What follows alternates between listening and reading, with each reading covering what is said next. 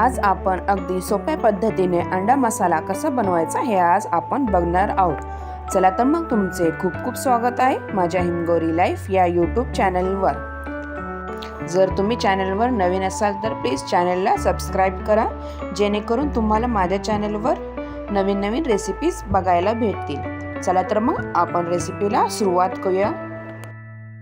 मस्त असा ग्रेव्हीदार अंडा मसाला कसा बनवायचा हे आज आपण या रेसिपीमध्ये बघणार आहोत। मी इथे एक मोठा कांदा बारीक चिरून घेतलेला आहे व टोमॅटोही व इथे अद्रक लसूणची पेस्ट बारीक करून घेतली आहे। इथे मी 5 उकडलेली अंडी घेतलेली आहे। आता आपल्याला एका कढईमध्ये तेल टाकायचे आहे व जे आपण उकडलेली अंडी होती ती आपल्याला या तेलामध्ये फ्राय करायचे आहे। त्यासाठी मी या अंड्यांना चाकूने मध्ये असे चिरा करून घेत आहे।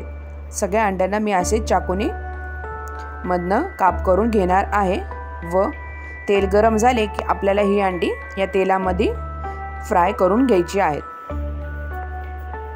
थोडीशी भाजून घेणार आहे मी अंडी। अशा प्रकारे एक एक अंडे आपल्याला या तेलामध्ये चांगले ब्राऊन होईपर्यंत भाजून घ्यायचे आहेत।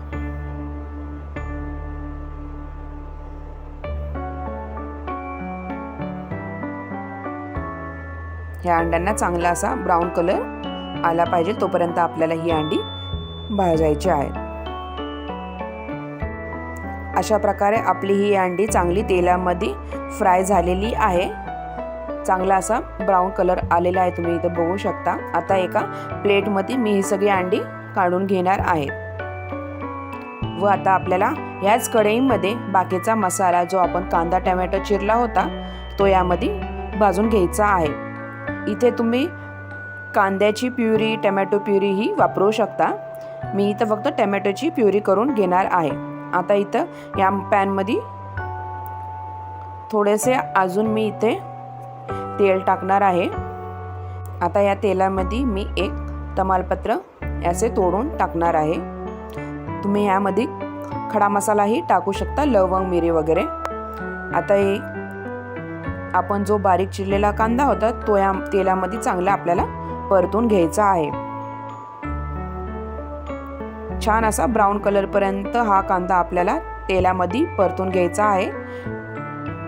या कांद्यातला आपल्याला कच्चापणा घालवायचा आहे। 5 मिनिटं हा कांदा चांगला ब्राऊन कलर पर्यंत परतून घेणार आहे मी व हा कांदा परतला की आता आपण जी बारीक अद्रक लसूणची पेस्ट केली होती ती या कांद्यामध्ये टाकायची आहे व चांगले मिक्स करून घ्यायचे आहे। व जो मी टोमॅटो चिरला होता बारीक तो मी मिक्सरमधनं अजून बारीक पेस्ट करून घेणार आहे। तर छान असा ब्राऊन कलर आपल्या ह्या कांद्याला आलेला आहे। कांदा इथं चांगला परतून निघाला आहे। आता जी आपण टोमॅटोची प्युरी केली होती ती प्युरी आपल्याला यामध्ये टाकायची आहे।